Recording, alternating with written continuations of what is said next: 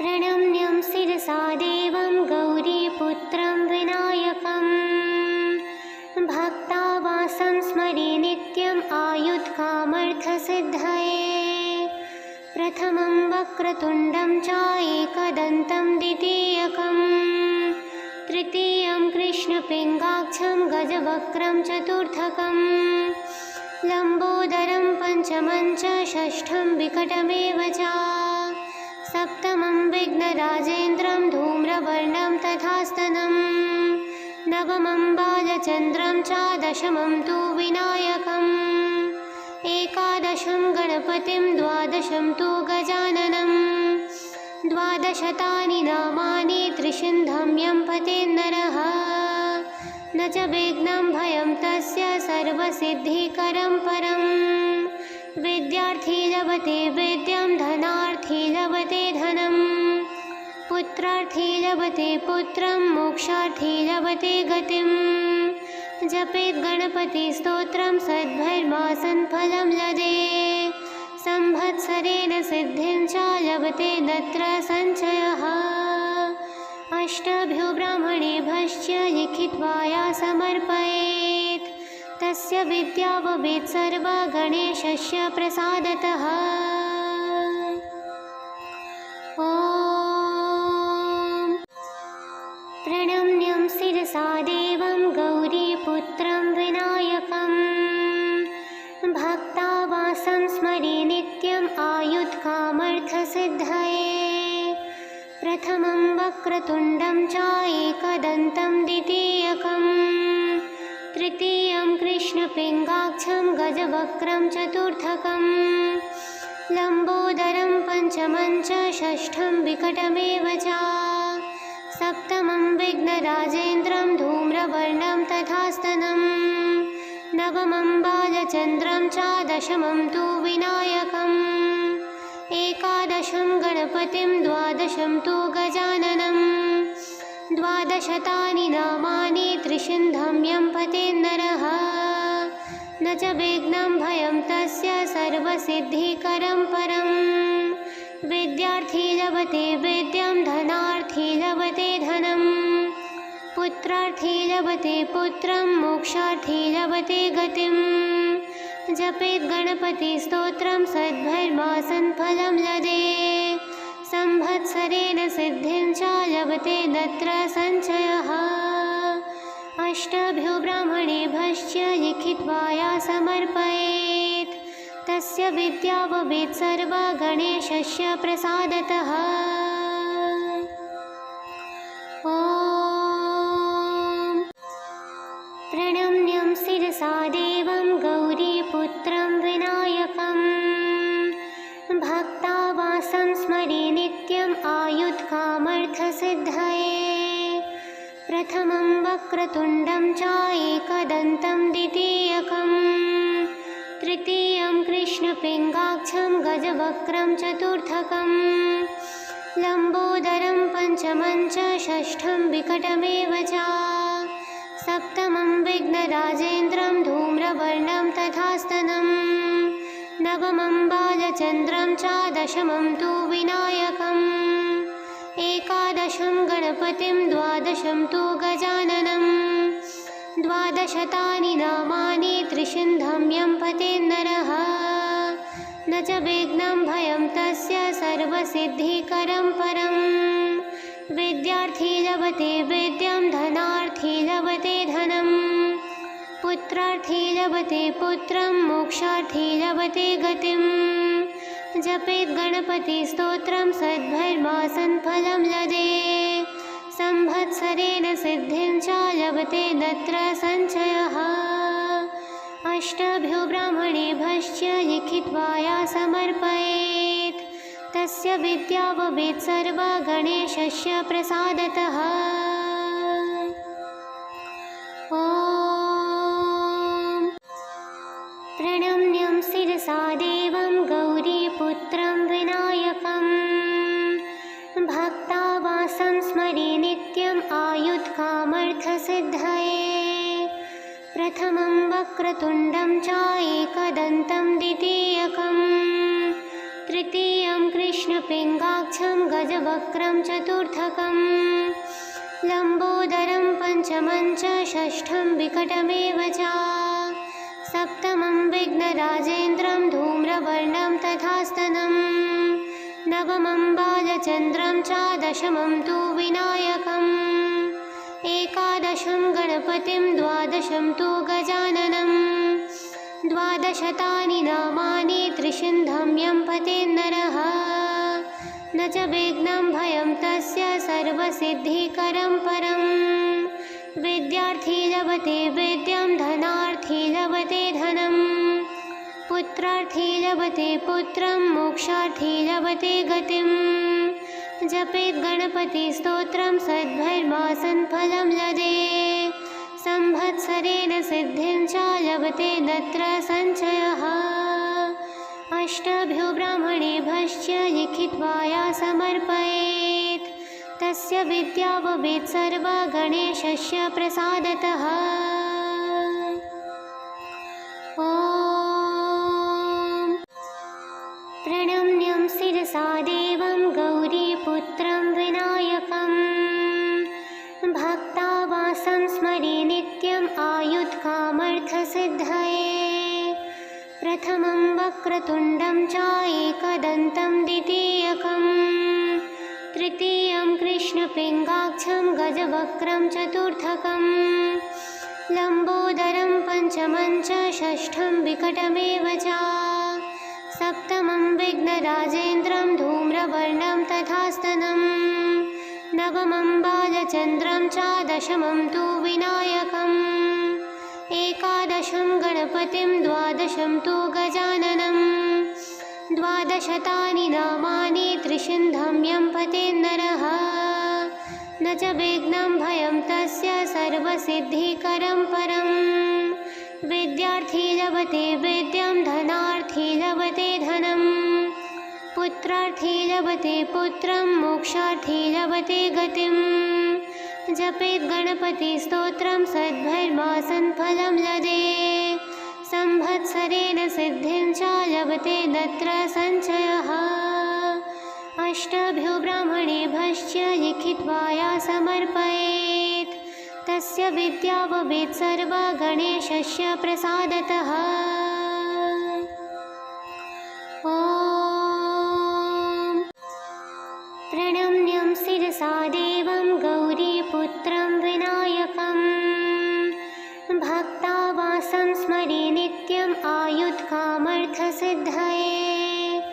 प्रथमं वक्रतुण्डं च एकदन्तं द्वितीयकं तृतीयं कृष्णपिङ्गाक्षं गजवक्त्रं चतुर्थकं लम्बोदरं पञ्चमं च षष्ठं विकटमेव च सप्तमं विघ्नराजेन्द्रं धूम्रवर्णं तथास्तनं नवमं बालचन्द्रं च दशमं तु विनायकम् एकादशं गणपतिं द्वादशं तु गजाननं द्वादशतानि नामानि त्रिशिन्धं यं पतेन्नरः न च विघ्नं भयं तस्य सर्वसिद्धिकरं परं विद्यार्थी लभते विद्यां धनार्थी लभते धनं पुत्रार्थी लभते पुत्रं मोक्षार्थी लभते गतिं जपेत् गणपतिस्तोत्रं सद्भैर्मासन् फलं लदे संवत्सरेण सिद्धिं च लभते तत्र संचयः अष्टभ्यो ब्राह्मणेभ्यश्च लिखित्वा या समर्पयेत् तस्य विद्या भवेत् सर्वा गणेशस्य प्रसादतः। ॐ प्रणम्यं शिरसा देवं गौरीपुत्रं विनायकं भक्तावासं स्मरे नित्यम् आयुत्कामर्थसिद्धये प्रथमं वक्रतुण्डं च एकदन्तं द्वितीयकं तृतीयं कृष्णपिङ्गाक्षं गजवक्त्रं चतुर्थकं लम्बोदरं पञ्चमं च षष्ठं विकटमेव च सप्तमं विघ्नराजेन्द्रं धूम्रवर्णं तथास्तनं नवमं बालचन्द्रं च दशमं तु विनायकम् एकादशं गणपतिं द्वादशं तु गजाननं द्वादशतानि नामानि त्रिशिन्धं यं पतेन्नरः न च विघ्नं भयं तस्य सर्वसिद्धिकरं परं विद्यार्थी लभते विद्यां धनार्थी लभते धनं पुत्रार्थी लभते पुत्रं मोक्षार्थी लभते गतिं जपेत् गणपतिस्तोत्रं सद्भर्मासन् फलं लदे संवत्सरेण सिद्धिं च लभते तत्र संचयः अष्टभ्यो ब्राह्मणेभ्यश्च लिखित्वा या समर्पयेत् तस्य विद्या भवेत् सर्वा गणेशस्य प्रसादतः। ॐ प्रणम्यं शिरसा देवं गौरीपुत्रं विनायकं भक्तावासं स्मरे नित्यम् आयुत्कामर्थसिद्धये प्रथमं वक्रतुण्डं च एकदन्तं द्वितीयकं तृतीयं कृष्णपिङ्गाक्षं गजवक्त्रं चतुर्थकं लम्बोदरं पञ्चमं च षष्ठं विकटमेव च सप्तमं विघ्नराजेन्द्रं धूम्रवर्णं तथास्तनं नवमं बालचन्द्रं च दशमं तु विनायकम् एकादशं गणपतिं द्वादशं तु गजाननं द्वादशतानि नामानि त्रिशिन्धं यं पतेन्नरः न च विघ्नं भयं तस्य सर्वसिद्धिकरं परं विद्यार्थी लभते विद्यां धनार्थी लभते धनं पुत्रार्थी लभते पुत्रं मोक्षार्थी लभते गतिं जपेत् गणपतिस्तोत्रं सद्भर्मासन् फलं लदे संवत्सरेण सिद्धिं च लभते तत्र संचयः अष्टभ्यो ब्राह्मणेभ्यश्च लिखित्वा या समर्पयेत् तस्य विद्या भवेत् सर्वा गणेशस्य प्रसादतः। ॐ प्रणम्यं शिरसा देवं गौरीपुत्रं विनायकं भक्तावासं स्मरे नित्यम् आयुत्कामर्थसिद्धये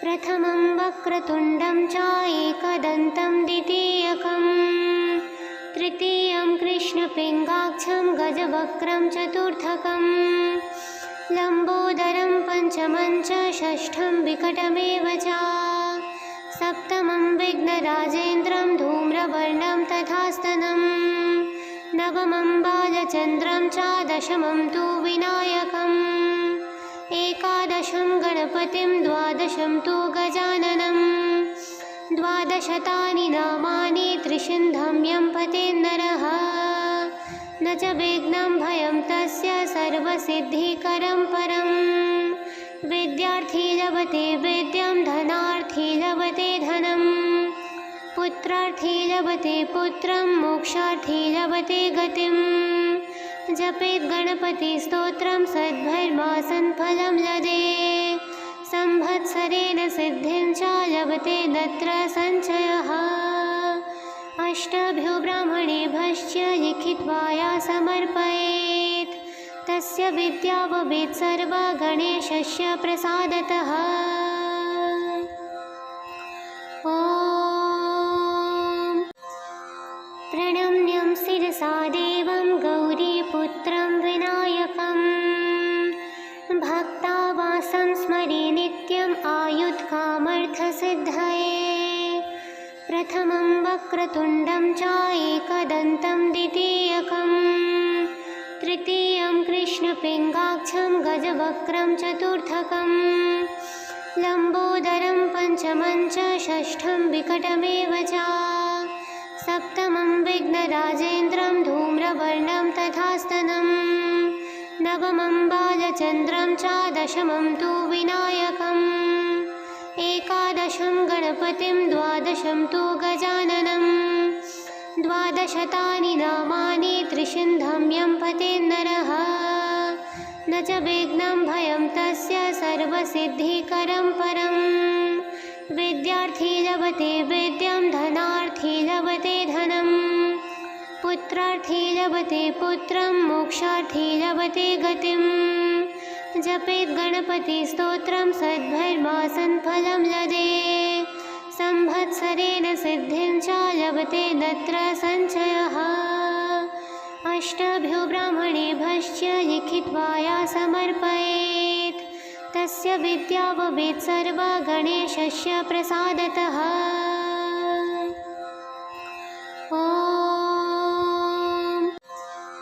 प्रणम्यं शिरसा देवं गौरीपुत्रं विनायकं भक्तावासं स्मरे नित्यम् आयुत्कामर्थसिद्धये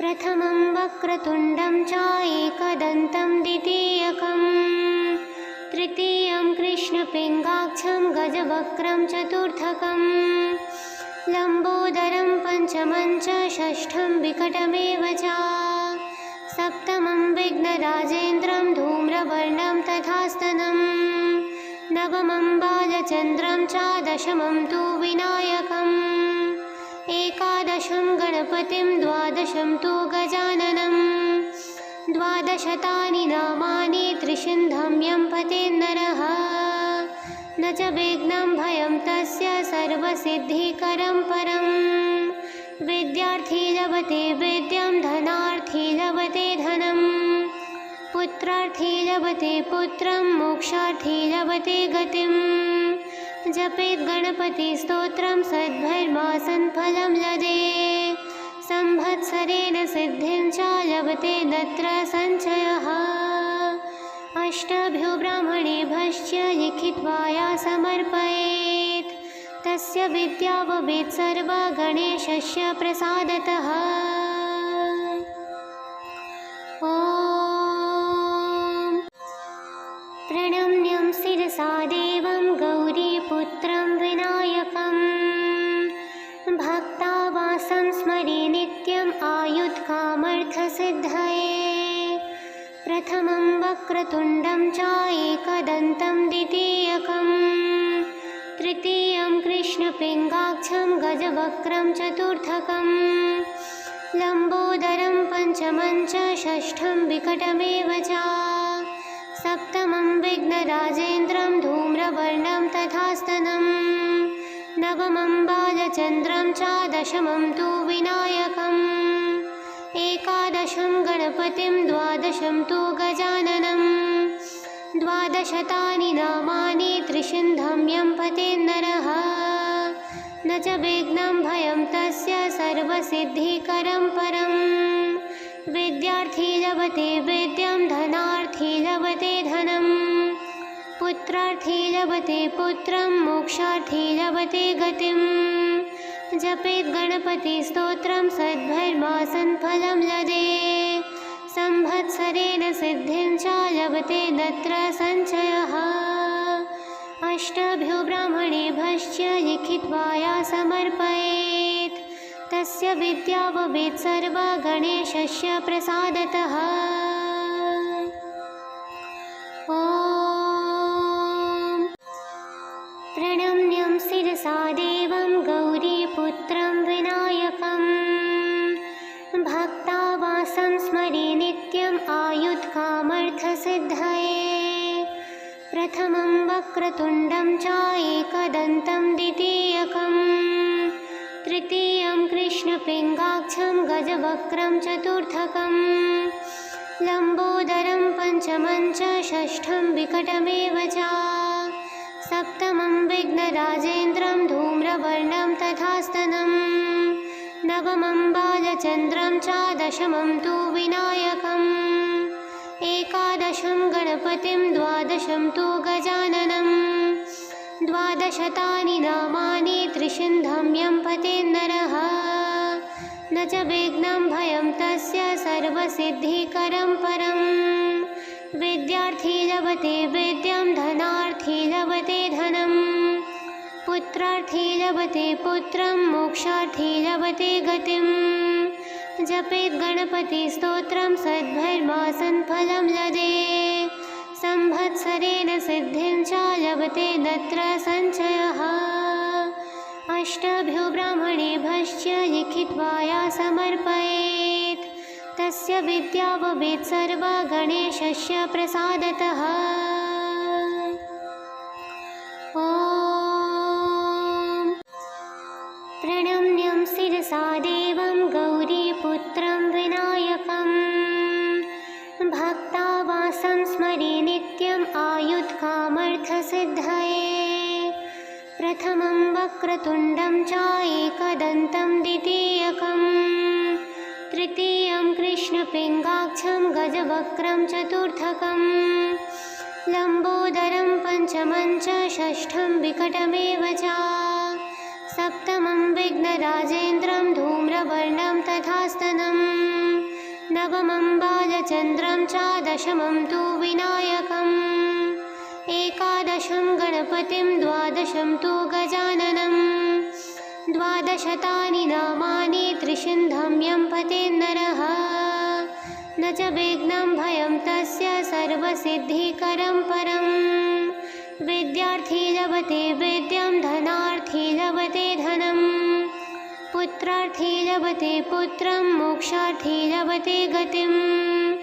जपेत् गणपतिस्तोत्रं सद्भर्मासन् फलं लदे संवत्सरेण सिद्धिं च लभते तत्र संचयः। अष्टभ्यो ब्राह्मणेभ्यश्च लिखित्वा या समर्पयेत् तस्य विद्या भवेत् सर्वा गणेशस्य प्रसादतः। ॐ प्रणम्यं शिरसा देवं गौरीपुत्रं विनायकं भक्तावासं स्मरे नित्यम् आयुत्कामर्थसिद्धये। प्रथमं वक्रतुण्डं च एकदन्तं द्वितीयकं तृतीयं कृष्णपिङ्गाक्षं गजवक्त्रं चतुर्थकं लम्बोदरं पञ्चमं च षष्ठं विकटमेव च सप्तमं विघ्नराजेन्द्रं धूम्रवर्णं तथास्तनं नवमं बालचन्द्रं च दशमं तु विनायकम् एकादशं गणपतिं द्वादशं तु गजाननं द्वादशतानि नामानि त्रिसिन्धं यं पतेन्नरः न च विघ्नं भयं तस्य सर्वसिद्धिकरं परं। विद्यार्थी लभते विद्यां धनार्थी लभते धनं पुत्रार्थी लभते पुत्रं मोक्षार्थी लभते गतिं। जपेत् गणपतिस्तोत्रं सद्भर्मासन् फलं लदे संवत्सरेण सिद्धिं च लभते तत्र संचयः। अष्टभ्यो ब्राह्मणेभ्यश्च लिखित्वा या समर्पयेत् तस्य विद्या भवेत् सर्वा गणेशस्य प्रसादतः। ॐ प्रणम्यं शिरसा देवं गौरीपुत्रं विनायकं भक्तावासं स्मरे नित्यम् आयुत्कामर्थसिद्धये।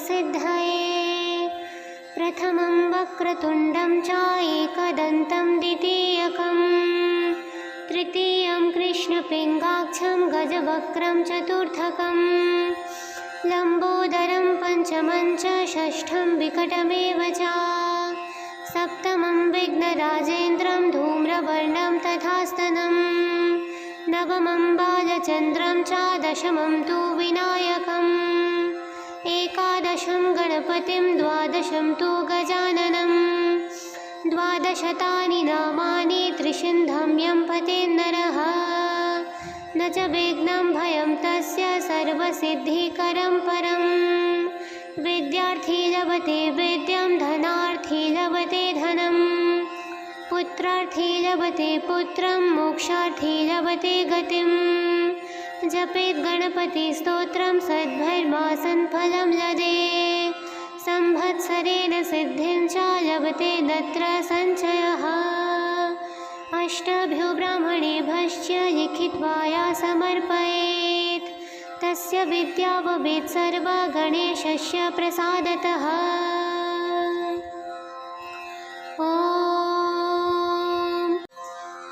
प्रणम्यं शिरसा देवं गौरीपुत्रं विनायकं भक्तावासं स्मरे नित्यम् आयुत्कामर्थसिद्धये। प्रथमं वक्रतुण्डं च एकदन्तं द्वितीयकं तृतीयं कृष्णपिङ्गाक्षं गजवक्त्रं चतुर्थकं लम्बोदरं पञ्चमं च षष्ठं विकटमेव च सप्तमं विघ्नराजेन्द्रं धूम्रवर्णं तथास्तनं नवमं बालचन्द्रं च दशमं तु विनायकम् एकादशं गणपतिं द्वादशं तु गजाननं द्वादशतानि नामानि त्रिशिन्धं यं पतेन्नरः न च विघ्नं भयं तस्य सर्वसिद्धिकरं परं विद्यार्थी लभते विद्यां धनार्थी लभते धनं पुत्रार्थी लभते पुत्रं मोक्षार्थी लभते गतिं जपेत् गणपतिस्तोत्रं सद्भर्मासन् फलं लदे संवत्सरेण सिद्धिं च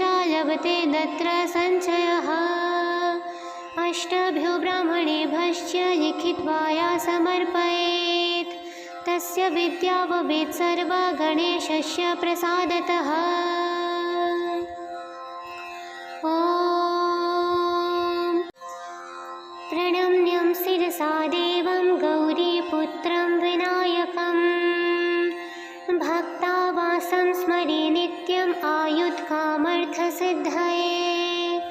प्रथमं वक्रतुण्डं च एकदन्तं द्वितीयकं तृतीयं कृष्णपिङ्गाक्षं गजवक्त्रं चतुर्थकं लम्बोदरं पञ्चमं च षष्ठं विकटमेव च सप्तमं विघ्नराजेन्द्रं धूम्रवर्णं तथास्तनं नवमं बालचन्द्रं च दशमं तु विनायकम् एकादशं गणपतिं द्वादशं तु गजाननं द्वादशतानि नामानि त्रिशिन्धं यं पतेन्नरः न च विघ्नं भयं तस्य सर्वसिद्धिकरं परं विद्यार्थी लभते विद्यां धनार्थी लभते धनं पुत्रार्थी लभते पुत्रं मोक्षार्थी लभते गतिं जपेत् गणपतिस्तोत्रं सद्भर्मासन् फलं लदे संवत्सरेण सिद्धिं च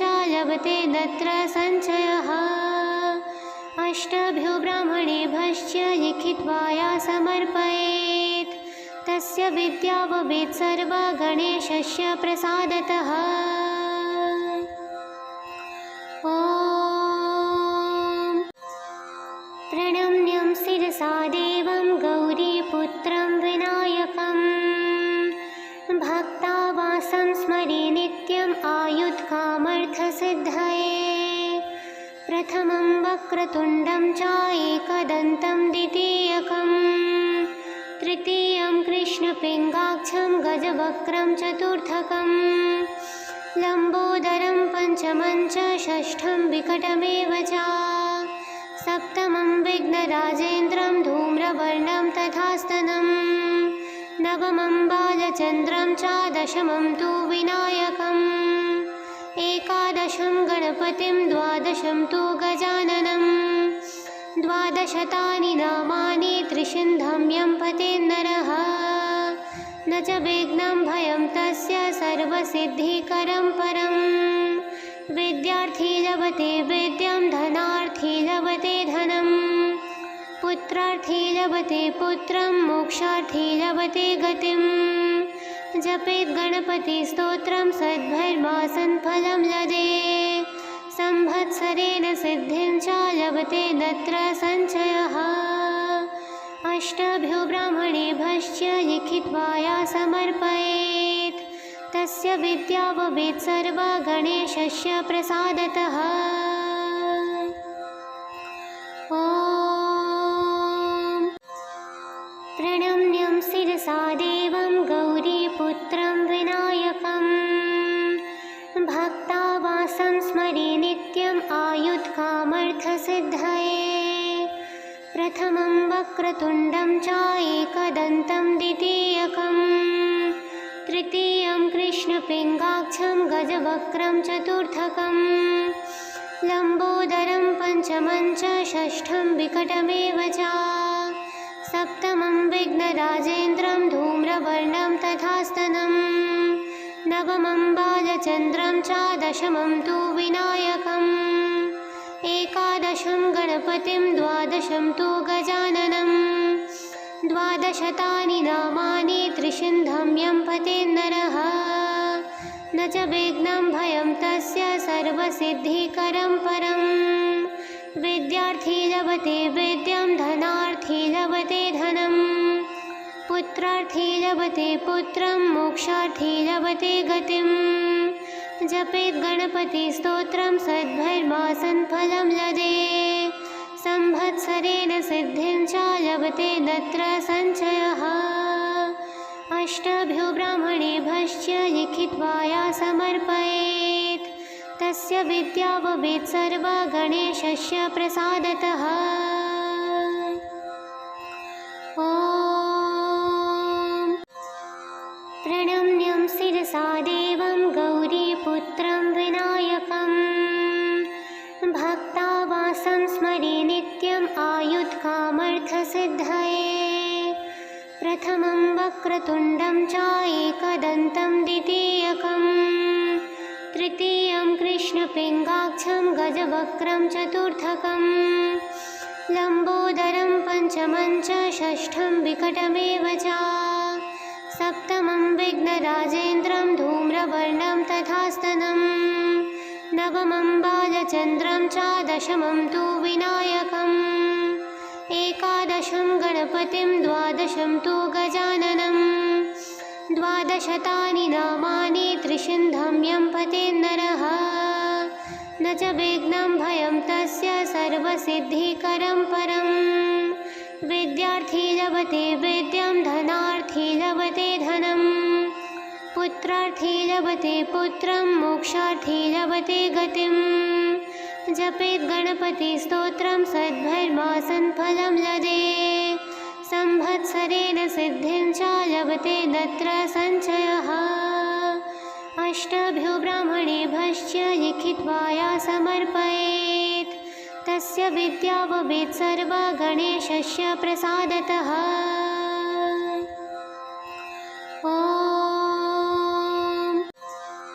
प्रणम्यं शिरसा देवं गौरीपुत्रं विनायकम् भक्तावासं स्मरे नित्यम् आयुत्कामर्थसिद्धये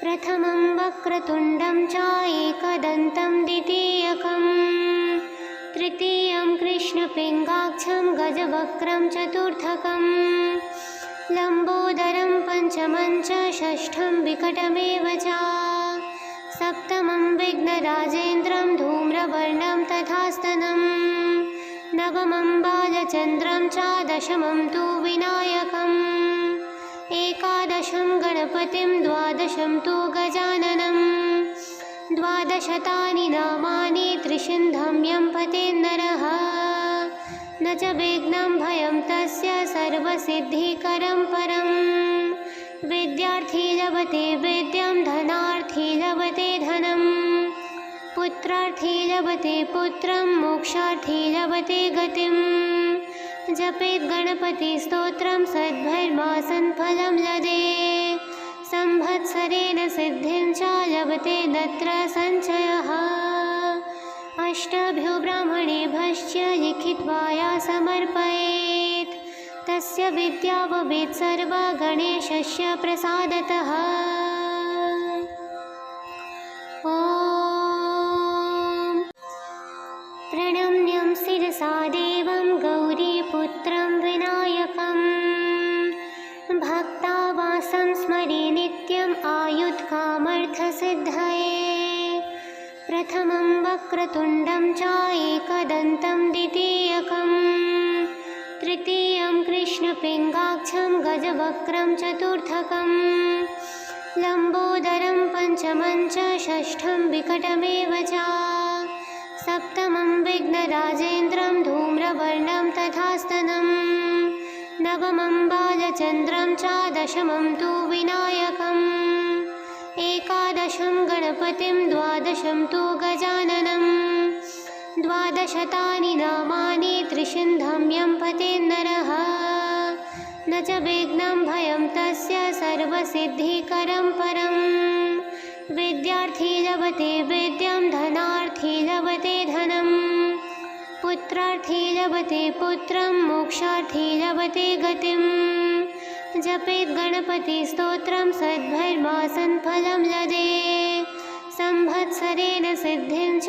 लभते तत्र संचयः अष्टभ्यो ब्राह्मणेभ्यश्च लिखित्वा या समर्पयेत् तस्य विद्या भवेत् सर्वा गणेशस्य प्रसादतः। ॐ प्रणम्यं शिरसा देवं गौरीपुत्रं विनायकं भक्तावासं स्मरे नित्यम् आयुत्कामर्थसिद्धये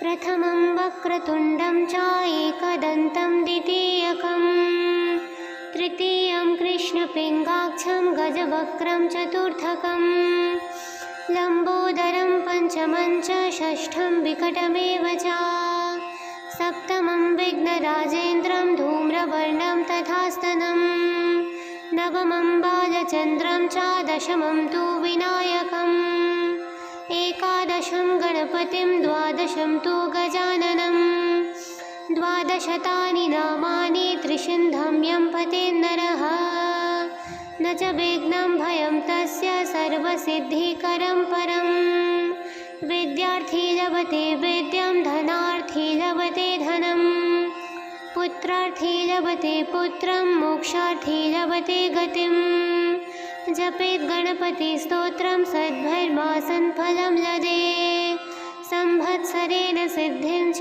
लभते तत्र संचयः अष्टभ्यो ब्राह्मणेभ्यश्च लिखित्वा या समर्पयेत् तस्य विद्या भवेत् सर्वा गणेशस्य प्रसादतः।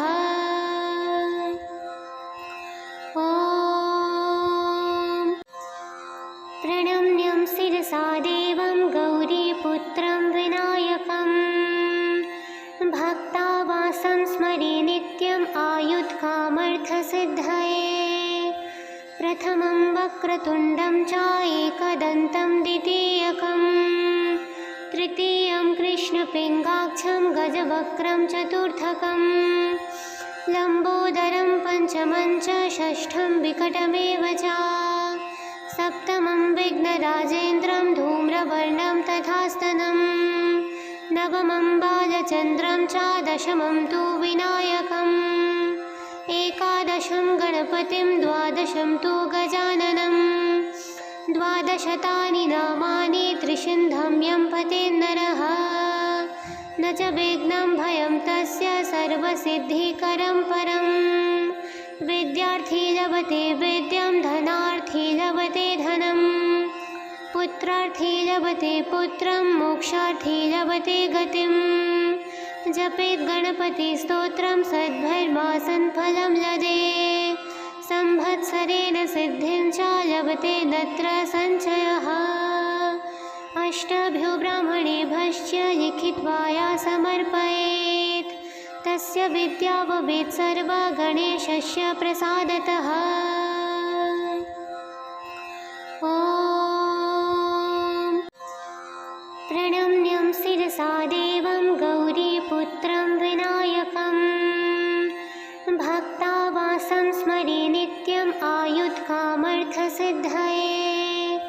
प्रथमं वक्रतुण्डं च एकदन्तं द्वितीयकं तृतीयं कृष्णपिङ्गाक्षं गजवक्त्रं चतुर्थकं लम्बोदरं पञ्चमं च षष्ठं विकटमेव च सप्तमं विघ्नराजेन्द्रं धूम्रवर्णं तथास्तनं नवमं बालचन्द्रं च दशमं तु विनायकम् एकादशं गणपतिं द्वादशं तु गजाननं द्वादशतानि नामानि त्रिसिन्धं यं पतेन्नरः न च विघ्नं भयं तस्य सर्वसिद्धिकरं परं विद्यार्थी लभते विद्यां धनार्थी लभते धनं पुत्रार्थी लभते पुत्रं मोक्षार्थी लभते गतिं जपेत् गणपतिस्तोत्रं सद्भर्मासन् फलं लदे संवत्सरेण सिद्धिं च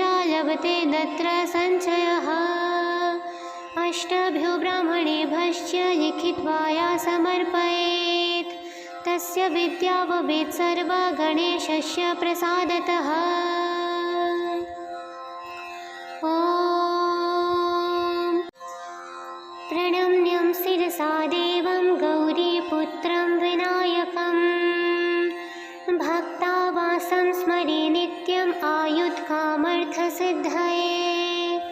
प्रथमं वक्रतुण्डं च एकदन्तं द्वितीयकं तृतीयं कृष्णपिङ्गाक्षं गजवक्त्रं चतुर्थकं लम्बोदरं पञ्चमं च षष्ठं विकटमेव च सप्तमं विघ्नराजेन्द्रं धूम्रवर्णं तथास्तनं नवमं बालचन्द्रं च दशमं तु विनायकम् एकादशं गणपतिं द्वादशं तु गजाननं द्वादशतानि नामानि त्रिसिन्धं यं पतेन्नरः न च विघ्नं भयं तस्य सर्वसिद्धिकरं परं।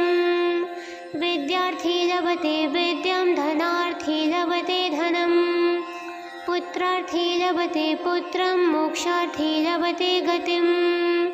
जपेत् गणपतिस्तोत्रं सद्भर्मासन् फलं लदे संवत्सरेण सिद्धिं च लभते तत्र संचयः। अष्टभ्यो ब्राह्मणेभ्यश्च लिखित्वा या समर्पयेत् तस्य विद्या भवेत् सर्वा गणेशस्य प्रसादतः। ॐ प्रणम्यं शिरसा देवं गौरीपुत्रं विनायकम् भक्तावासं स्मरे नित्यम् आयुत्कामर्थसिद्धये।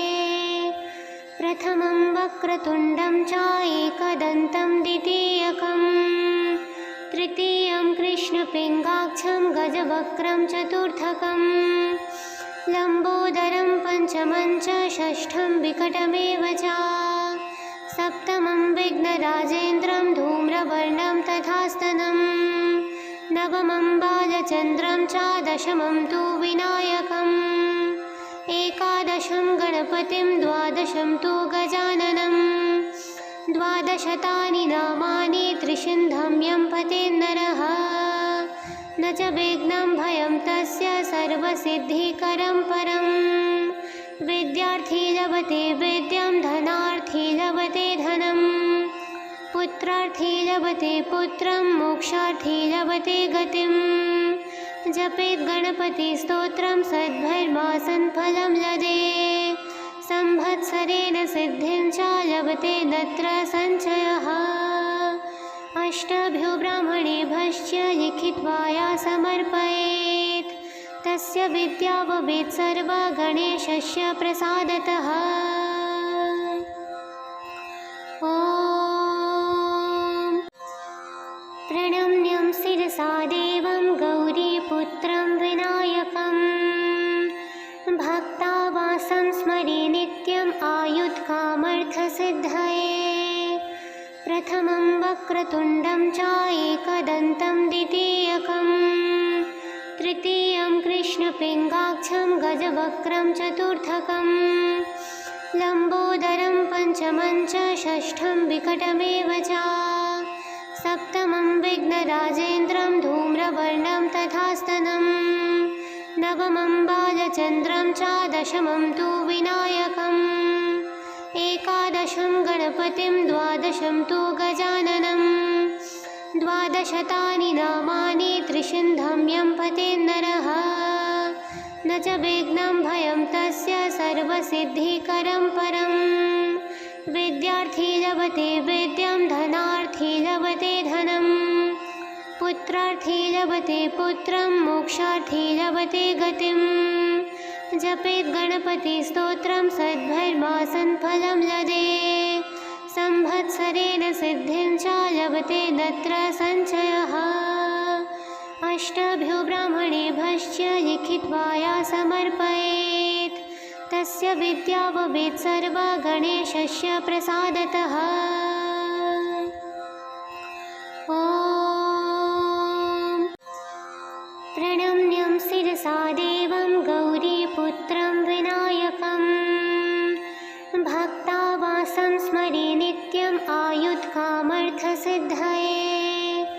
प्रथमं वक्रतुण्डं च एकदन्तं द्वितीयकं तृतीयं कृष्णपिङ्गाक्षं गजवक्त्रं चतुर्थकं लम्बोदरं पञ्चमं च षष्ठं विकटमेव च सप्तमं विघ्नराजेन्द्रं धूम्रवर्णं तथास्तनं नवमं बालचन्द्रं च दशमं तु विनायकम् एकादशं गणपतिं द्वादशं तु गजाननं द्वादशतानि नामानि त्रिशिन्धं यं पतेन्नरः न च विघ्नं भयं तस्य सर्वसिद्धिकरं परं विद्यार्थी लभते विद्यां धनार्थी लभते धनं पुत्रार्थी लभते पुत्रं मोक्षार्थी लभते गतिं जपेत् गणपतिस्तोत्रं सद्भर्मासन् फलं लदे संवत्सरेण सिद्धिं च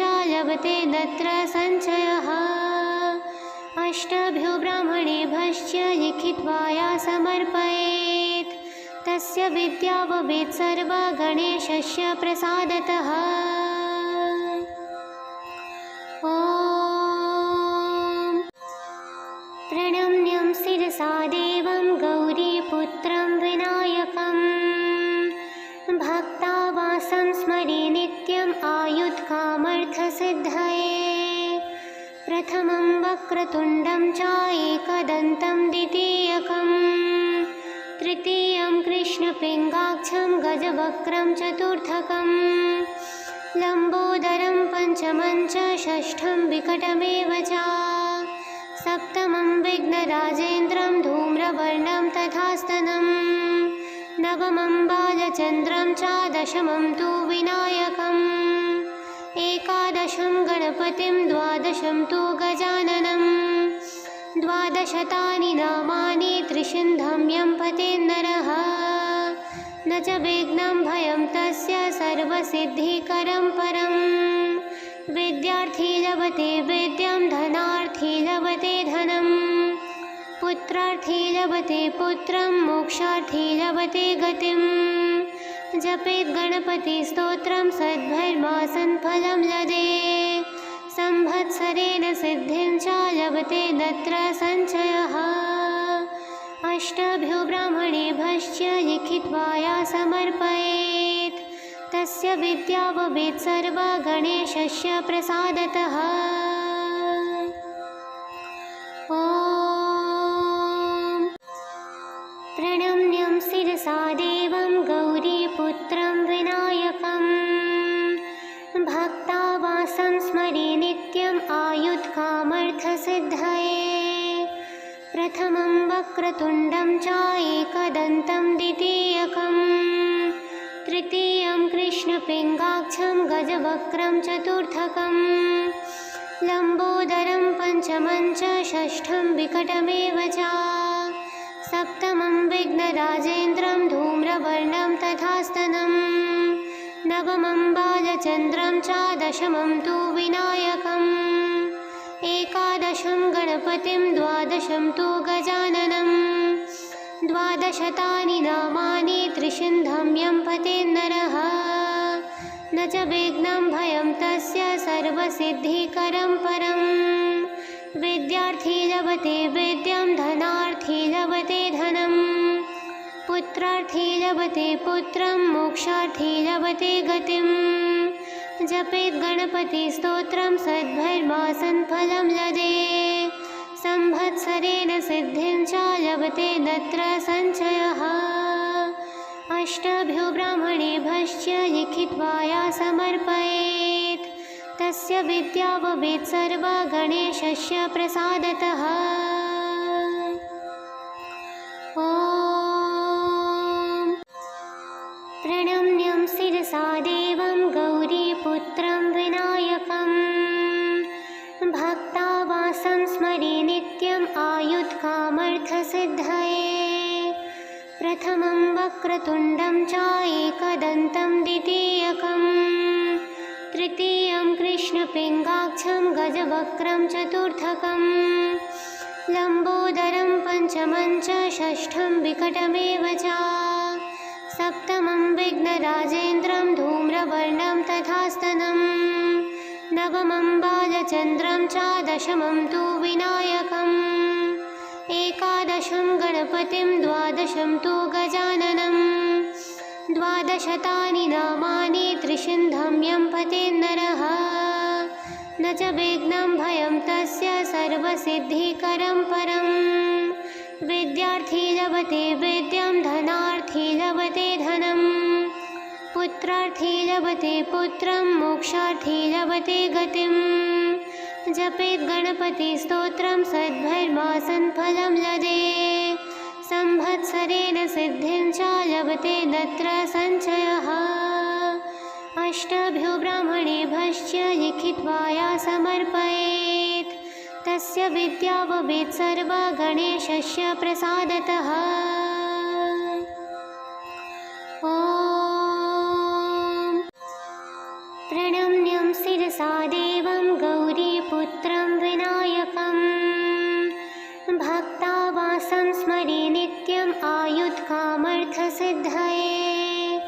प्रथमं वक्रतुण्डं च एकदन्तं द्वितीयकं तृतीयं कृष्णपिङ्गाक्षं गजवक्त्रं चतुर्थकं लम्बोदरं पञ्चमं च षष्ठं विकटमेव च सप्तमं विघ्नराजेन्द्रं धूम्रवर्णं तथास्तनं नवमं बालचन्द्रं च दशमं तु विनायकम् एकादशं गणपतिं द्वादशं तु गजाननं द्वादशतानि नामानि त्रिसिन्धं यं पतेन्नरः न च विघ्नं भयं तस्य सर्वसिद्धिकरं परम् विद्यार्थी लभते विद्यां धनार्थी लभते धनं पुत्रार्थी लभते पुत्रं मोक्षार्थी लभते गतिं जपेत् गणपतिस्तोत्रं सद्भर्मासन् फलं लदे संवत्सरेण सिद्धिं च लभते तत्र संचयः अष्टभ्यो ब्राह्मणेभ्यश्च लिखित्वा या समर्पयेत् तस्य विद्या भवेत् सर्वा गणेशस्य प्रसादतः।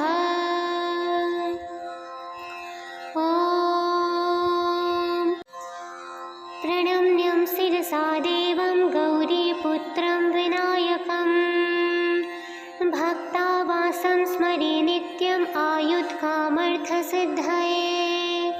प्रथमं वक्रतुण्डं च एकदन्तं द्वितीयकं तृतीयं कृष्णपिङ्गाक्षं गजवक्त्रं चतुर्थकं लम्बोदरं पञ्चमं च षष्ठं विकटमेव च सप्तमं विघ्नराजेन्द्रं धूम्रवर्णं तथास्तनं नवमं बालचन्द्रं च दशमं तु विनायकम् एकादशं गणपतिं द्वादशं तु गजाननं द्वादशतानि नामानि त्रिसिन्धं यं पतेन्नरः न च विघ्नं भयं तस्य सर्वसिद्धिकरं परम् विद्यार्थी लभते विद्यां धनार्थी लभते धनं पुत्रार्थी लभते पुत्रं मोक्षार्थी लभते गतिं जपेत् गणपतिस्तोत्रं सद्भर्मासन् फलं लदे संवत्सरेण सिद्धिं च लभते तत्र संचयः अष्टभ्यो ब्राह्मणेभ्यश्च लिखित्वा या समर्पयेत् तस्य विद्या भवेत् सर्वा गणेशस्य प्रसादतः। ॐ प्रणम्यं शिरसा देवं गौरीपुत्रं विनायकं भक्तावासं स्मरे नित्यम् आयुत्कामर्थसिद्धये प्रथमं वक्रतुण्डं च एकदन्तं द्वितीयकं तृतीयं कृष्णपिङ्गाक्षं गजवक्त्रं चतुर्थकं लम्बोदरं पञ्चमं च षष्ठं विकटमेव च सप्तमं विघ्नराजेन्द्रं धूम्रवर्णं तथास्तनं नवमं बालचन्द्रं च दशमं तु विनायकम् एकादशं गणपतिं द्वादशं तु गजाननं द्वादशतानि नामानि त्रिसिन्धं यं पतेन्नरः न च विघ्नं भयं तस्य सर्वसिद्धिकरं परम्। विद्यार्थी लभते विद्यां धनार्थी लभते धनं। पुत्रार्थी लभते पुत्रं मोक्षार्थी लभते गतिम्। जपेत् गणपतिस्तोत्रं सद्भर्मासन् फलं लदे। संवत्सरेण सिद्धिं च लभते तत्र संचयः। अष्टभ्यो ब्राह्मणेभ्यश्च लिखित्वा या समर्पयेत् तस्य विद्या भवेत् सर्वा गणेशस्य प्रसादतः। ॐ प्रणम्यं शिरसा देवं गौरीपुत्रं विनायकं। भक्तावासं स्मरे नित्यम् आयुत्कामर्थसिद्धये। प्रथमं वक्रतुण्डं च एकदन्तं द्वितीयकं। तृतीयं कृष्णपिङ्गाक्षं गजवक्त्रं चतुर्थकं। लम्बोदरं पञ्चमं च षष्ठं विकटमेव च। सप्तमं विघ्नराजेन्द्रं धूम्रवर्णं तथास्तनं। नवमं बालचन्द्रं च दशमं तु विनायकम्। एकादशं गणपतिं द्वादशं तु गजाननं। द्वादशतानि नामानि त्रिसिन्धं यं पतेन्नरः। न च विघ्नं भयं तस्य सर्वसिद्धिकरं परम्। विद्यार्थी लभते विद्यां धनार्थी लभते धनं। पुत्रार्थी लभते पुत्रं मोक्षार्थी लभते गतिम्। जपेत् गणपतिस्तोत्रं सद्भर्मासन् फलं लदे। संवत्सरेण सिद्धिं च लभते तत्र संचयः। अष्टभ्यो ब्राह्मणेभ्यश्च लिखित्वा या समर्पयेत् तस्य विद्या भवेत् सर्वा गणेशस्य प्रसादतः। ॐ प्रणम्यं शिरसा देवं गौरीपुत्रं विनायकं। भक्तावासं स्मरे नित्यम् आयुत्कामर्थसिद्धये। प्रथमं वक्रतुण्डं च एकदन्तं द्वितीयकं। तृतीयं कृष्णपिङ्गाक्षं गजवक्त्रं चतुर्थकं। लम्बोदरं पञ्चमं च षष्ठं विकटमेव च। सप्तमं विघ्नराजेन्द्रं धूम्रवर्णं तथास्तनं। नवमं बालचन्द्रं च दशमं तु विनायकम्। एकादशं गणपतिं द्वादशं तु गजाननं। द्वादशतानि नामानि त्रिसिन्धं यं पतेन्नरः। न च विघ्नं भयं तस्य सर्वसिद्धिकरं परम्। विद्यार्थी लभते विद्यां धनार्थी लभते धनं। पुत्रार्थी लभते पुत्रं मोक्षार्थी लभते गतिम्। जपेत् गणपतिस्तोत्रं सद्भर्मासन् फलं लदे। संवत्सरेण सिद्धिं च लभते तत्र संचयः। अष्टभ्यो ब्राह्मणेभ्यश्च लिखित्वा या समर्पयेत् तस्य विद्या भवेत् सर्वा गणेशस्य प्रसादतः। ॐ प्रणम्यं शिरसा देवं गौरीपुत्रं विनायकं। भक्तावासं स्मरे नित्यम् आयुत्कामर्थसिद्धये। प्रथमं वक्रतुण्डं च एकदन्तं द्वितीयकं। तृतीयं कृष्णपिङ्गाक्षं गजवक्त्रं चतुर्थकं। लम्बोदरं पञ्चमं च षष्ठं विकटमेव च। सप्तमं विघ्नराजेन्द्रं धूम्रवर्णं तथास्तनं। नवमं बालचन्द्रं च दशमं तु विनायकम्। एकादशं गणपतिं द्वादशं तु गजाननं। द्वादशतानि नामानि त्रिसिन्धं यं पतेन्नरः। न च विघ्नं भयं तस्य सर्वसिद्धिकरं परम्। विद्यार्थी लभते विद्यां धनार्थी लभते धनं। पुत्रार्थी लभते पुत्रं मोक्षार्थी लभते गतिम्। जपेत् गणपतिस्तोत्रं सद्भर्मासन् फलं लदे। संवत्सरेण सिद्धिं च लभते तत्र संशयः।